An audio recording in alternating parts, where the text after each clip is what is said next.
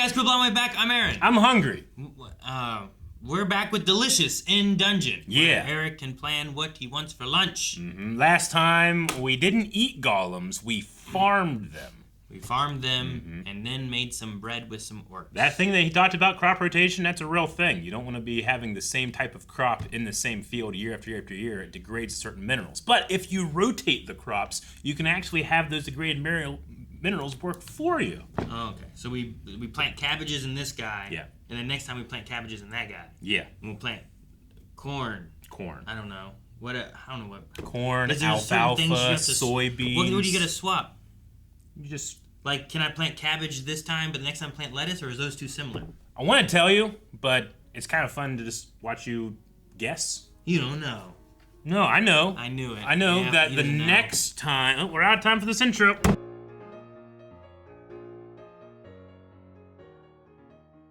I can appreciate it. Fallon sees the silver lining in things. Yeah.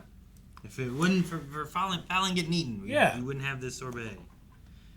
So made holy water.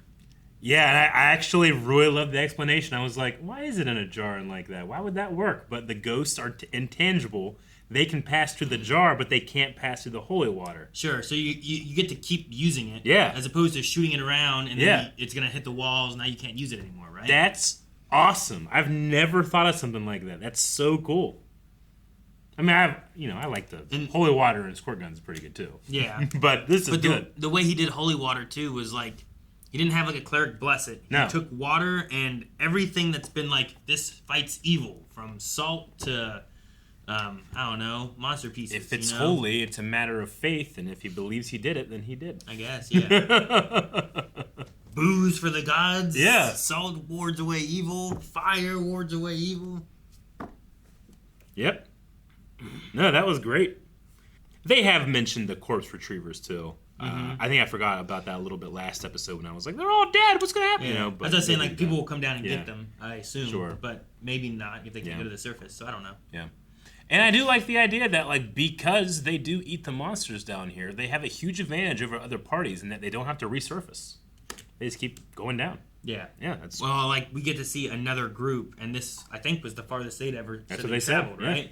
Because they have to carry food with them. Yeah. And then they got caught by the treasure beetles. They died. Man, they said that they set them up, I guess, right, to be brought back or whatever. Yeah, so they were warded away for not being zombies or possessed. Mm-hmm. And then the corpse people will probably come and find them and take them back up. So really the only danger I have to think about people in here if they get eaten. Yeah. You can't bring back something that's... No. Probably, yeah. So... You can't revive poop. Yeah. Like, I mean, which is... Fallon. This isn't a huge revelation. Fallon is literally being eaten. Yeah, that's it. Okay. That's the whole point. Yeah. We have Kensuke.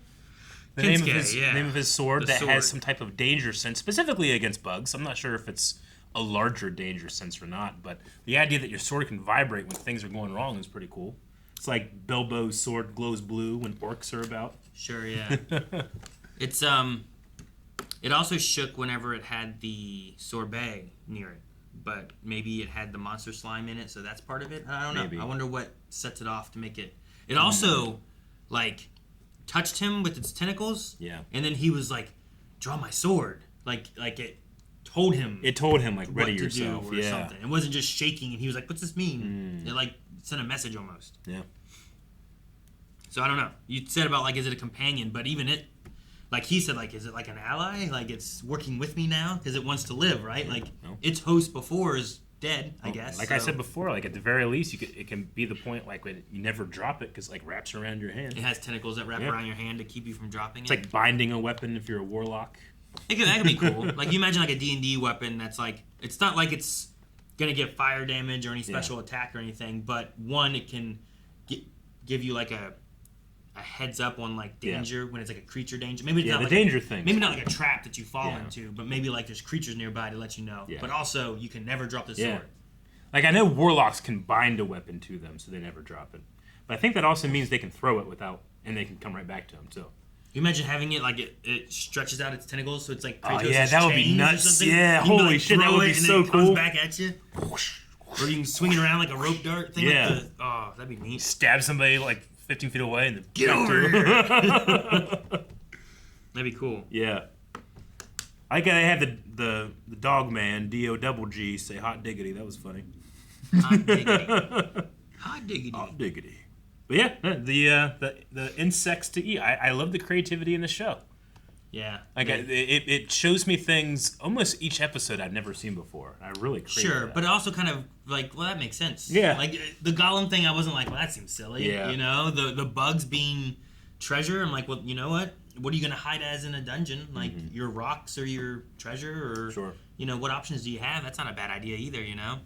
I kind of like it. Oh, and then the concept of the missing adventurers list makes a lot more sense to me now, because if you die in the dungeon and they have corpse retrievers come and get you, those retrievers can't take what has been possessed, right? I would assume. Sure. So anything that's possessed or like has your body, they're going to be missing. That's how you get into, well, even still, like if they're, like all those adventurers down there now that are just, haven't been retrieved, yeah, might go into a missing category until the corpse retrievers find them. Yeah. But then, yeah, you could have them possessed or they get turned into zombies and now they're not going to come back because it makes you think like each zombie or undead that you come across could be someone that's still waiting on their friend.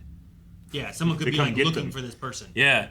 So, you know, like normally we watch zombie stuff and it's like, I would kill every zombie I came across just so I don't have to deal with them later, you know? Yeah. It's going to be a little harder here because here you have the ability to actually bring them back. Maybe. You might not be able to bring back zombies. It might be too far gone. Maybe, but the possessed with the ghost ones, you might be able to bring back. Yeah.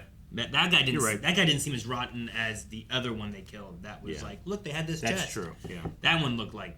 That one looked pretty he's bad. probably not gonna come back. Yeah. But the other one, like, she hugged that ghost out of him. Like maybe his body's still in a reasonable shape that you can bring him back. Yeah, it was interesting. Do you think?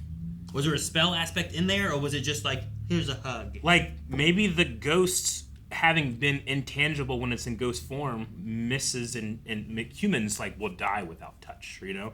Like babies die if they don't have like parents to actually comfort them. I wonder if like a ghost like wants touch so much that it'll possess a body, and then if you hug it, it's good. Maybe. maybe Fallon's onto something with her non-violent thing. Fallon has like a priest aspect or cleric aspect that they're holy, so like grabbing them forced them out somehow too. It was like an exorcism in a way or something. I don't know. I'm not sure. I wasn't sure what happened there because they just like embraced her or embraced the guy. Yeah. And then it's like. It was definitely the most wholesome exorcism I think I've ever seen. Yeah. Yeah. Yeah. More wholesome than the exorcism. It's in the Bible. Remember when Jesus puts those demons into pigs and then they drown themselves? Oh, and they go in the That's Legion. Legion is drowned into a bunch of pigs and they just run into the river and die. Yeah. This one's pretty Jesus. It's more Jesus than Jesus is. More Jesus than Jesus. Just hug him. How do you get more Jesus than Jesus? Make sorbet. Yep. Make sorbet. He's right. Guys, thank you so much for watching Delicious in Dungeon with us. We're now hungry, so we have to go get food. But we will be back next week with more, so make sure you subscribe so you miss out on more Delicious in Dungeon. And you can see up to the next 4 episodes available right over there. Super hungry. Well, I gotta go stop this.